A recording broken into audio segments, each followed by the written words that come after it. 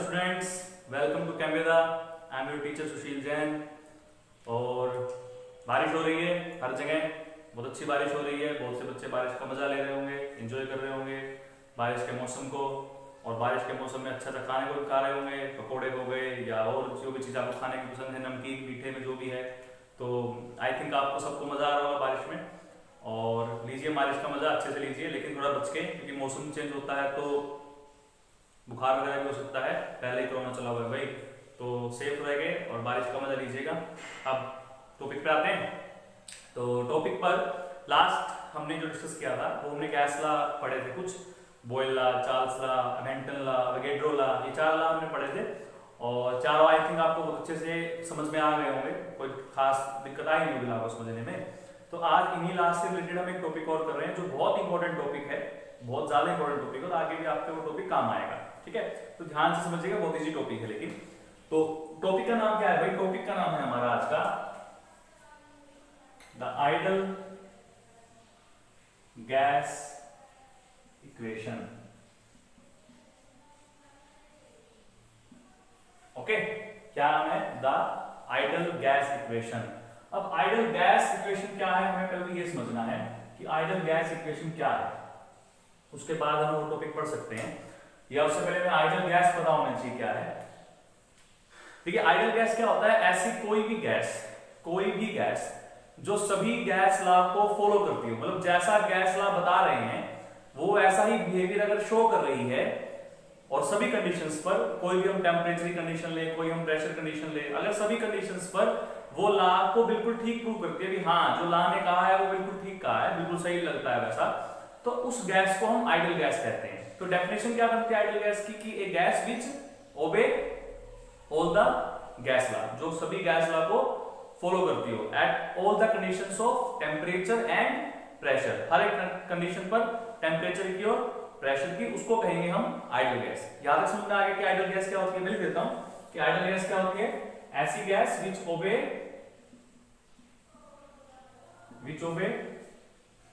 Gas law at all condition of temperature and pressure, उसको क्या कहेंगे? उसको हम आइडल गैस कहेंगे। ठीक है, याद बात समझ में आ गई? ओके, एक बात और बता दूं आपको कि एक्चुअल में ऐसी कोई भी गैस नहीं है जो आइडल है, लेकिन हम केमिस्ट्री के अंदर कैलकुलेशंस वर्क करने के लिए, थोड़ा सा इजी बनाने के लिए कंसीडर करके चलते हैं कि हम जो गैस स्टडी कर रहे हैं वो आइडल गैस है।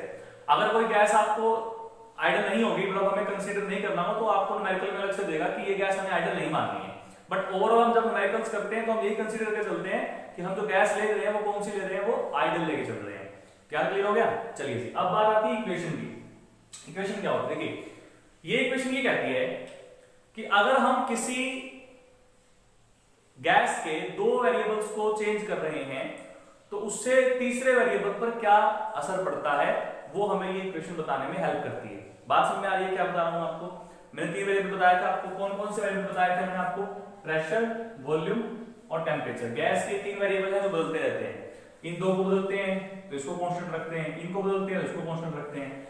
लेकिन अब वो कह रहा है कि हमें एक ऐसी इक्वेशन बना के दिखानी है जिस इक्वेशन से हमें ये पता चल जाता है कि अगर हम 2 वेरिएबल्स को चेंज कर रहे हैं तो उन 2 वेरिएबल्स को चेंज करने से तीसरे वेरिएबल पर क्या असर पड़ेगा। याद क्लियर हो गया? यहां हम क्या बोल सकते हैं? या हम ये बोल सकते हैं कि ऐसी इक्वेशन जो किससे बनी हो, जो सारे गैस लॉ को कंबाइन करने से बनी हो, उसको हम क्या बोलते हैं? उसको हम आइडल गैस इक्वेशन बनते हैं। आइडल गैस इक्वेशन बता क्या रही है? आइडल गैस इक्वेशन बता रही है कि जब आप 2 वेरिएबल्स को चेंज करोगे किसी गैस के, तो उससे उस गैस के थर्ड वेरिएबल पर क्या असर पड़ेगा। For example, volume temperature change कर रहे हो, प्रेशर पे क्या असर पड़ रहा है, या प्रेशर वॉल्यूम चेंज कर रहे हो, टेम्परेचर पे क्या असर पड़ रहा है। इस तरीके से वो हमें क्या बताती है? एक इक्वेशन बनाती है। तो हमें करना क्या है? हमें बेसिकली इसका डेरिवेशन करना है इक्वेशन का, कि वो इक्वेशन आई कैसे। ठीक है, मतलब समझ में आ गया कि इक्वेशन क्या होती है।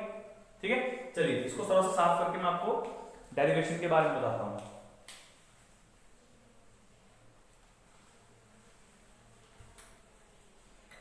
या देखिए, इसको आप ऐसे ही बोल सकते हो कि ऐसी इक्वेशन जो आपको वॉल्यूम के ऊपर क्या इफेक्ट पड़ेगा गैस की, अगर हम प्रेशर और टेम्परेचर को चेंज कर रहे हैं तो वो भी क्या होती है आपकी आइडियल गैस इक्वेशन होती है। तो बहुत सारी डेफिनेशन इसकी बन सकती हैं, आप कैसे बना लीजिए। आप ये बोल सकते हो कि ये gas which give the relation या विच एक्सप्लेन द बिहेवियर, ठीक है, किसका बिहेवियर, वॉल्यूम के ऊपर क्या बिहेवियर चेंज आएगा, कब, अगर हम प्रेशर को टेम्परेचर को गैस के चेंज कर रहे हैं। बात तो वही है कि आप दो वेरिएबल को चेंज कर रहे हो, तीसरे वेरिएबल पे क्या असर पड़ेगा, वही तुम कह रहे कि प्रेशर और टेम्परेचर को चेंज किया तो वॉल्यूम पे क्या असर पड़ रहा है, वॉल्यूम और टेम्परेचर को चेंज किया तो प्रेशर पे क्या असर पड़ रहा है, वो सब इकट्ठा हो जाएगा आपको एक बार में, ठीक है। उसको बोलते हैं आइडियल गैस इक्वेशन। अब मान लेते हैं मेरे पास कोई गैस थी और उस गैस का नाम था, क्या नाम था उस गैस का, उस गैस का नाम था गैस, ठीक है, उस गैस का नाम था गैस, हमने गैस रख लिया। तो कोई गैस थी हमारे पास और स्टार्टिंग में बिल्कुल शुरू में जब हमने एक्सपेरिमेंट स्टार्ट करना था तो हमने ये देखा कि भाई इस गैस का जो टेम्परेचर हमने माना वो हमने लेट कर लिया, भाई इसका टेम्परेचर उस टाइम पर T1 रहा होगा, है ना, क्या रहा होगा, T1 रहा होगा। और उसी टाइम पर उसकी जो वॉल्यूम हमने मानी, T1 क्या माना हमने, टेम्परेचर माना, कौन सा, इनिशियल टेम्परेचर माना, स्टार्टिंग का जो टेम्परेचर था, ठीक है। V1 क्या मान लेते हैं, उसकी इनिशियल वॉल्यूम मान लेते हैं, क्या मान लेते हैं, इनिशियल वॉल्यूम। और P1 क्या होगा, उसका प्रेशर, तो P1 क्या मान लिया हमने, उसका इनिशियल प्रेशर मान लिया, ठीक है। समझ में आया। कोई गैस थी हमारे पास, मान लीजिए एक कंटेनर है हमारा और इस कंटेनर के अंदर हमने गैस फिल की हुई है, तो उस गैस का टेम्परेचर कितना है, T1, वॉल्यूम कितनी है, V1, प्रेशर कितना है, P1। अच्छा जी, अब क्या करते हैं, अब मैं क्या करता हूं, अब मैं, ये हमारा फर्स्ट स्टेज होगी स्टार्टिंग में बिल्कुल। अब मैं क्या करता हूं, अब मैं टेम्परेचर को रखता हूं कांस्टेंट। टेम्परेचर क्या रखा मैंने, कांस्टेंट रखते हैं, तो टेम्परेचर हमने रखा कांस्टेंट, तो कांस्टेंट कितना ही रहेगा, कांस्टेंट रखना है, इतना ही रहेगा। तो जब टेम्परेचर कांस्टेंट था तो उस टाइम पे क्या होगा, प्रेशर को हमने चेंज कर लिया P1 से P2, तो गैस का प्रेशर मैंने चेंज कर दिया भाई, मतलब इसको मैंने दबा दिया या घटा दिया, मतलब या तो दबाएंगे तो भी प्रेशर बढ़ जाएगा, घटाएंगे तो ऊपर ले जाएंगे पिस्टन को, मान लीजिए यहाँ पिस्टन लगा हुआ था इस तरह से, अब पिस्टन को दबाएंगे तो गैस नीचे आएगी तो प्रेशर बढ़ जाएगा, पिस्टन को ऊपर लेके जाएंगे और भी तो गैस का प्रेशर कम हो जाएगा, मतलब प्रेशर को हमने किसी तरह चेंज कर दिया। कहां ले आए, P1 से P2 पे ले आए, और P2 क्या है, उसका फाइनल टेम्परेचर है, ठीक है। जब उसका टेम्परेचर हम P2 लेके आए, उस टाइम पर उसकी जो वॉल्यूम हो गई वो हमने मान ली भाई, वो वॉल्यूम उसकी V डैश हो गई। हमने तीनों वेरिएबल चेंज करने हैं, हमने अब तक दो ही चेंज किए हैं, प्रेशर को चेंज कर लिया है और वॉल्यूम को चेंज कर लिया है, टेम्परेचर को चेंज अभी नहीं किया है, हमें टेम्परेचर को भी चेंज करना है अभी, ठीक है। तो यहां से ये हो गया, ये उसकी सेकंड स्टेज आ गई भाई। फर्स्ट स्टेज क्या थी, ये वाली, सेकंड स्टेज क्या थी, ये वाली। अब ध्यान से देखिए, जब टेम्परेचर कांस्टेंट होता है तो बॉयल लॉ लगता है, जो हमें रिलेशन बताता है किसके बीच में, प्रेशर और वॉल्यूम के बीच में। और वो रिलेशन क्या था, वो रिलेशन था ये था भाई, अप्लाइंग बॉयल लॉ। तो अकॉर्डिंग टू बॉयल लॉ क्या होगा, अकॉर्डिंग टू बॉयल लॉ क्या होगा, अकॉर्डिंग टू बॉयल लॉ ये होगा भाई कि जो प्रेशर पहले था और उस टाइम पर उसकी जो वॉल्यूम थी, उन दोनों का प्रोडक्ट आपका इक्वल आना चाहिए, किसके, P2 और V डैश के। तो यहां से हमारे पास V डैश आ गया, क्योंकि बाकी सब तो हमारे पास गिवन है, तो V डैश कितना आ गया, P1 V1 बाय P2। क्या समझ आ गया, ये हमारे पास इक्वेशन आ गई एक, को वन मान लिया हमने। उसके बाद इसको साफ करते हैं थोड़ा सा, मैं क्वेश्चन को साफ नहीं कर रहा हूं ताकि आपको समझ में आ किया क्या हमने, ये ऐसे। अब हमारा प्रेशर तो चेंज हो चुका है, फाइनल जितना हमें चाहिए था, तो प्रेशर क्या रखते हैं, कांस्टेंट रखते हैं। तो एट कांस्टेंट प्रेशर, प्रेशर क्या किया हमने, कांस्टेंट किया, कितना, P2, कांस्टेंट प्रेशर कितना किया, P2। तो प्रेशर जब कांस्टेंट करते हैं तो क्या चेंज होगा, वॉल्यूम और टेम्परेचर। तो जो वॉल्यूम हमारी गैस की जो कितनी हो गई थी, अब V डैश हो गई थी, तो वॉल्यूम V डैश से कन्वर्ट हो गई V2 में, ये हमारी फाइनल वॉल्यूम आ गई जो हमें चाहिए थी, ठीक है। और टेम्परेचर भी चेंज हो गया, वो कितना आ गया फाइनल, T1 से T2। अभी पढ़ के आए थे कि जब गैस लॉ में चार्ल्स लॉ फॉलो करते हैं, चार्ल्स लॉ में क्या होता है, वॉल्यूम और टेम्परेचर के बीच में रिलेशन होता है, कब, एट कांस्टेंट प्रेशर। तो यहां वही हो रहा है, एट कांस्टेंट प्रेशर वॉल्यूम और टेम्परेचर चेंज हो रहे हैं, तो रिलेशन क्या होगा कि भाई पहले जितनी वॉल्यूम थी और उस टाइम पे जितना टेम्परेचर था उनकी रेशो इक्वल आती है सेकेंड टाइम पर जो वॉल्यूम थी और उस टाइम पे जितना टेम्परेचर था, ये होगा। अब v डैश की वैल्यू हमें पता है कितनी है, ये रही, तो यहां से हम v डैश की वैल्यू पुट कर लें, तो v डैश की वैल्यू कितनी आएगी, ये बन जाएगी P1 V1 बाय में P2 और T1 equal to V2 divide by T2, ये होगा। अब यहां से P2 का आगे ले आइए, देखिए से एक बढ़िया सी इक्वेशन बन जाती है, क्या बन जाती है कि भाई P1 V1 bye T1 equal to P2 V2 bye T2, ये होगा। समझ में आ रहा है? डेरिवेशन कर रहे हैं अभी हम, समझ के अच्छे से, एग्जाम में आता है आपके। अब देखिए यहां से क्या होता है, देखिए ये कुछ ऐसा नहीं बन गया जैसे मैंने आपको लास्ट में बताया था, अगर P1 V1 bye P2 V2 है तो वो इक्वल किसी कांस्टेंट के होते थे। ऐसे अगर ये ऐसी रेशो इक्वल है, इसका मतलब हम क्या लिख सकते हैं, इसका हम लिख सकते हैं कि P1 PV by T equal to some constant K। अब ये K क्या होता है भाई, ये K कांस्टेंट जो है वो डिपेंड करता है नेचर ऑफ गैस पे और अमाउंट ऑफ गैस पे, अमाउंट ऑफ गैस पे, इन दो बातों पे तो K बहुत डिपेंड करता है हमारा, ठीक है। अच्छा जी, तो यहां से देखिए अगर हम कोई भी गैस लें, हम कोई भी गैस लें और अगर सभी गैसेस के 1 ग्राम मोल लेते हैं, सभी गैसेस के 1 ग्राम मोल लेते हैं, तो उस 1 ग्राम मोल के लिए उसका अमाउंट भी क्या होगा, अमाउंट सेम लेते हैं ना हमने, तो उसके सबके लिए K की वैल्यू क्या होगी, सेम होगी। सबके हम 1 ग्राम मोल लेते हैं, 1 ग्राम मोल, तो 1 ग्राम मोल के लिए सबका अमाउंट सेम हो गया, सबका अमाउंट सेम हो गया तो K की वैल्यू सेम हो गई। तो इसका मतलब हम यहां पर क्या करते हैं, जब हम 1 ग्राम मोल की बात कर रहे हैं तो हम K को रिप्लेस कर देते हैं R से। तो R क्या होता है, R is called gas constant. R क्या है, गैस कांस्टेंट।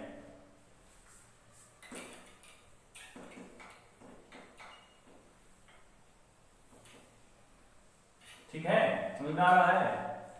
तो यहां से इक्वेशन क्या आती है हमारे पास, इक्वेशन आती है PV is equal to RT, this is the equation of an ideal gas. लेकिन कब, जब नंबर ऑफ मोल कितने लिए हमने, 1 लिए, ठीक है। अब ये जो वॉल्यूम है ये तो पता नहीं कितने ग्राम मोल उसकी है, अगर हमें पर मोल के हिसाब से निकालनी हो 1 मोल के लिए तो हम क्या करेंगे, इसको n से मल्टीप्लाई कर लेंगे, तो PV is equal to nRT, ठीक है। जो ये वॉल्यूम हमारे पास आ रही है ये टोटल गैस की वॉल्यूम है, हमें तो 1 मोल के हिसाब से निकालनी है ना, तो 1 मोल के हिसाब से निकाल तो क्या करेंगे, वॉल्यूम को नंबर ऑफ मोल से डिनोट कर देंगे। ये जो वॉल्यूम है भाई तो total n number of mole की है, n नंबर ऑफ मोल की है, 5 की, 6 की, 7 की, ठीक है। लेकिन हमें तो पर मोल के हिसाब से चाहिए है, तो पर मोल के हिसाब से कितनी आएगी, टोटल वॉल्यूम को नंबर ऑफ मोल से डिवाइड कर देते हैं, 1 मोल की आ जाएगी, तो V की जगह क्या लिख सकते हैं, V बाय n, इस n को इधर ले आया, तो ये हमारे पास इक्वेशन आ गई PV is equal to nRT, और इस इक्वेशन को बोलते हैं आइडल गैस इक्वेशन, ठीक है। तो इसमें हमने किसको यूज किया, बॉयल्स लॉ को और चार्ल्स लॉ को, इसलिए ये क्या बनती है, कंबाइंड गैस लॉ भी बोलते हैं इसको, क्या बोलते हैं, कंबाइंड गैस लॉ इक्वेशन, क्योंकि इसमें मैंने सभी गैस लॉ क्या कर दिया, कंबाइन कर दिया है। आई होप कि आपको ये समझ में अच्छे से आई होगी, ठीक है। अच्छा जी, थोड़ा सा और इसमें करते हैं, न्यूमेरिकल पोर्शन कैसे कर सकता है, इसके लिए थोड़ा सा और बताता हूं आपको।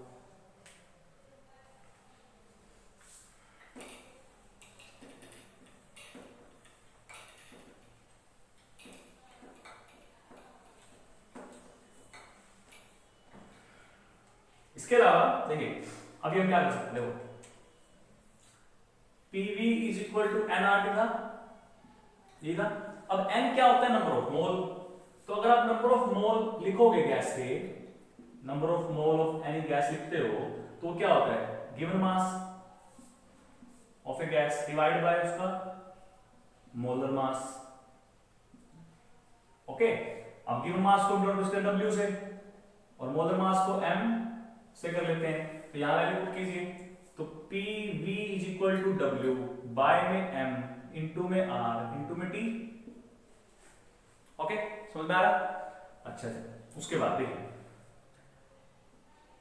P is equal to W by V into में M इंटू में R इंटू में T।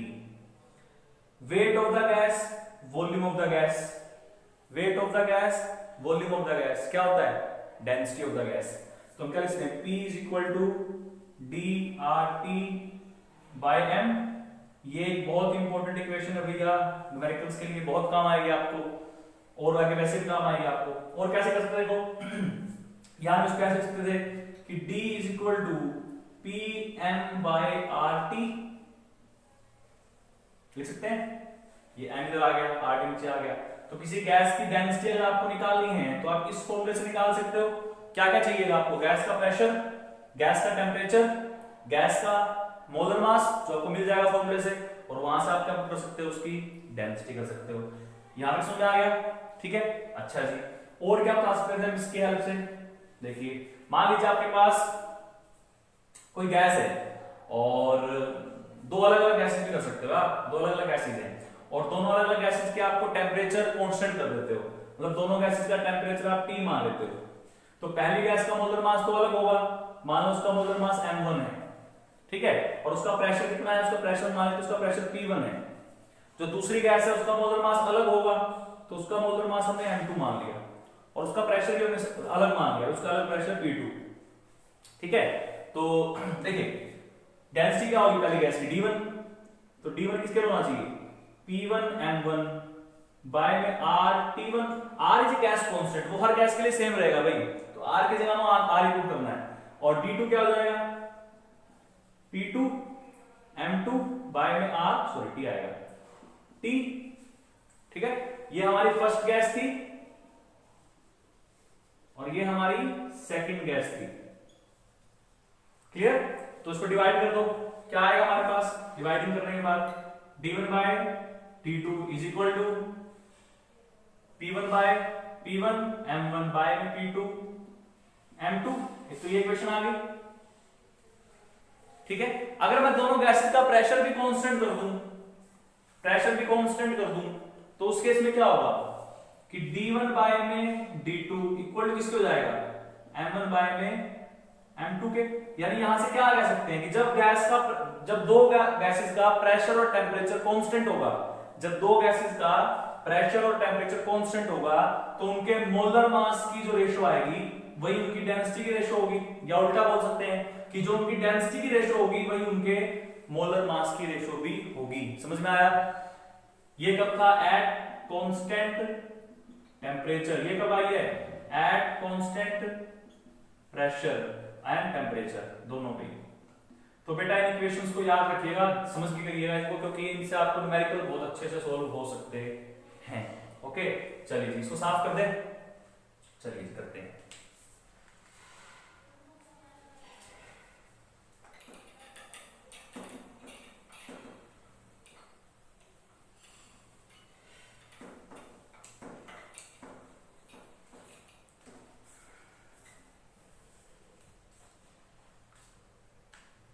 उसके बाद बारी आती है हमारी कि हमें R का नेचर पता करना है कि R हमारे पास क्या होता है। देखिए R के बारे में पता करना है, R के बारे में, nature of R, nature of R। इससे आप उसकी यूनिट निकाल सकते हो भाई, nature of R gas constant. इसकी आप अगर आपको इसका नेचर पता चल जाए तो इससे आप उसकी यूनिट पता कर सकते हो। ठीक है, देखिए कैसे, एक मोल लेते हैं तो PV इज इक्वल टू क्या था? RT। तो यहां से R क्या होगा? प्रेशर इनटू में वॉल्यूम बाय में टेम्परेचर। अब प्रेशर क्या होता है? किसी गैस का प्रेशर कैसे निकालते हैं? उस गैस ने कितना फोर्स लगाया है और कितने एरिया पे लगाया है, ऐसे निकालते हैं ना। तो यहां से हम क्या कर सकते हैं? R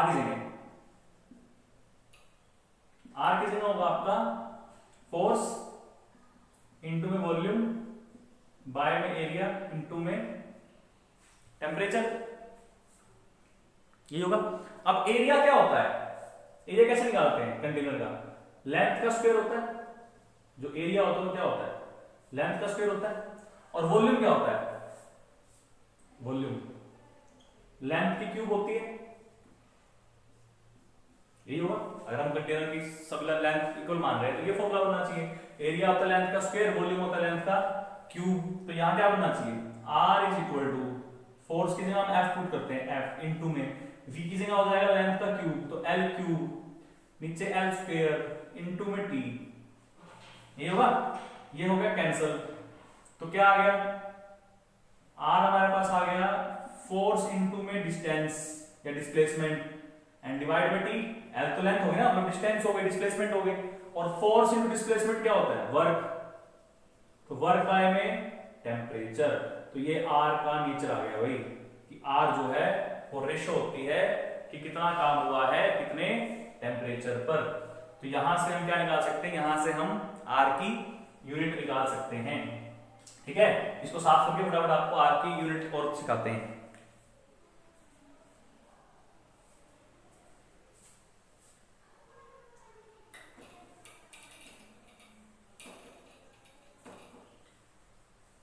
इसको छोड़ देता हूं मैं, फॉर्मूले को आगे करते हैं।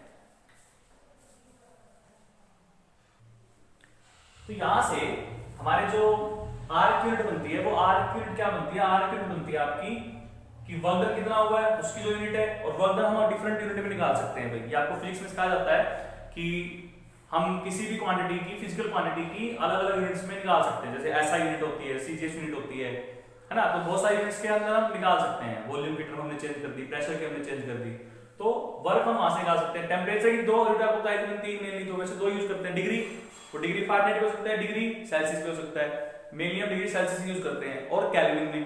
तो टेम्परेचर की दो यूनिट हो सकती है हमारी। तो इसी बेस पे हमें R की कुछ यूनिट्स जो है वो पता होनी चाहिए, वैल्यू पता होनी चाहिए भाई, क्योंकि न्यूमेरिकल्स में आपको R की वैल्यू कई बार नहीं दी होती है, आपको अपने आप से पुट करनी होती है। मोस्टली क्वेश्चन में आपको R की वैल्यू देते हैं, लेकिन फिर भी कुछ क्वेश्चंस में आपको R की वैल्यू पुट करनी होती है। ओके, तो मैं वो वैल्यूज आपको लिख के दे रहा हूं, आपको डायरेक्ट वो वैल्यू याद करनी है। मैं कंडीशंस भी लिख दूंगा कि इस कंडीशन पे कौन सी वैल्यू याद करनी है, उसको एक्सप्लेन करने में कुछ सारा है नहीं, वैल्यू ही पुट करनी है बस आपको। तो आप डायरेक्ट R की वैल्यू याद कीजिए, लेकिन कंडीशंस में साथ में लिख दूंगा किस कंडीशन में कौन सी वैल्यू आपको याद करनी है। ओके, चलिए जी। तो फ्रेंड्स, ये है वैल्यूज जो आपको R की पता होनी चाहिए। ये निकली कैसे है मैं आपको बता देता हूं। R जो होता है हमारा वो P इंटू में V बाय में N इंटू में T होता है। N अगर नंबर ऑफ मोल 1 है तो वो P बाय T बन जाता है, जो मैंने लिखा था आपका। अगर हम N नंबर ऑफ मोल 1 ले रहे हैं तो इसलिए साथ में आपको डिग्री में पर मोल भी लेना है यूनिट के अंदर की, पर मोल कितना है। तो वही हम R की ये इन कंडीशंस की डिफरेंट वैल्यू पुट कर रहे हैं। प्रेशर किस में लेंगे, वॉल्यूम किस में लेंगे, टेम्परेचर किस में लेंगे, तो उससे क्या वैल्यू आएगी। अगर प्रेशर इस फॉर्म में ले रहे हैं तो वैल्यू क्या आएगी, SI में ले रहे हैं तो कितनी वैल्यू आएगी, और अगर कैलोरीज इतना में ले रहे हैं तो कितनी वैल्यू आएगी। तो आपको ये वैल्यूज पता होनी चाहिए, थोड़ी बहुत कोशिश कीजिए याद हो जाए आपको, इतनी मुश्किल नहीं है, सिमिलर सी वैल्यू है आपकी। तो 4-5 वैल्यू आपकी जो आपकी ज्यादातर न्यूमेरिकल्स में यूज होती हैं, इसके अलावा खास आपको कोई न्यूमेरिकल यूज होती नहीं है। तो ये आपका टॉपिक था आइडियल गैस इक्वेशन का। आई होप कि आपको टॉपिक समझ में आया होगा, और फिर हम करेंगे अभी नेक्स्ट टॉपिक नेक्स्ट वीडियो में। तब तक के लिए मेरे साथ बने रहिए और देखते रहिए state of matter with Chemveda. और एक न्यूज आपको भी देनी है भाई, हालांकि वो न्यूज रिलेटेड तो 12th क्लास से है, लेकिन फिर भी मैं आपको दे रहा हूँ ताकि आपके कोई लिंक में अगर बच्चा है तो आप उसको बता सको। इस संडे मैं लाइव आ रहा हूँ डाउट्स सेशन लेने के लिए 12th क्लास का, चैप्टर नेम सॉल्यूशन के लिए। तो सॉल्यूशन चैप्टर के डाउट्स देने के लिए या कुछ टॉपिक बताने के लिए मैं लाइव आ रहा हूँ संडे को। टाइमिंग होगी आपकी 11 बजे। 11 बजे मैं आपके साथ लाइव जुड़ जाऊंगा। तो जो भी आपके आसपास के स्टूडेंट्स हैं उनको बताइएगा कि सर संडे को लाइव सेशन ले रहे हैं, जिसमें वो आपके डाउट्स जो है वो कोशिश करेंगे क्लियर करने की, सारे के सारे जितने हो सके, वरना तो फिर देखते हैं। लेकिन मैं आ रहा हूँ, हर संडे में आऊंगा। फिलहाल मैं 12th के लिए लेके आ रहा हूँ। जैसे +1 वालों का मेरे पास अच्छा रिस्पॉन्स आएगा तो मैं 11 वाले बच्चों के लिए भी लाइव सेशन लेके आऊंगा।